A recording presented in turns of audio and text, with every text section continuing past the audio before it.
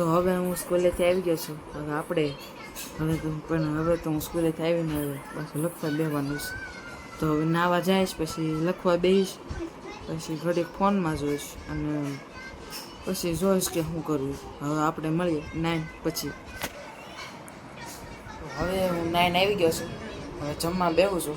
પછી જમીને આપણે જોઈશું કે હું ખાવા, પછી હું લખવા બેસું છું કે રમવા જાઉં છું. તો તમને દેખાડીશ.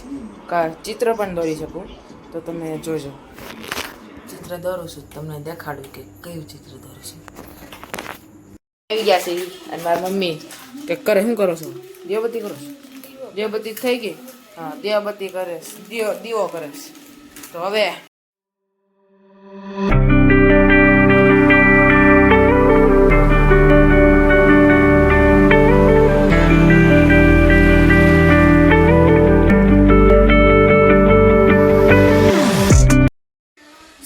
આ હતો આજનો મારા વ્લોગમાં. મારો વ્લોગ પસંદ આવ્યો તો લાઇક, શેર, સબસ્ક્રાઈબ, કોમેન્ટ અને શેર જરૂરથી કરજો. Thank you for watching. By.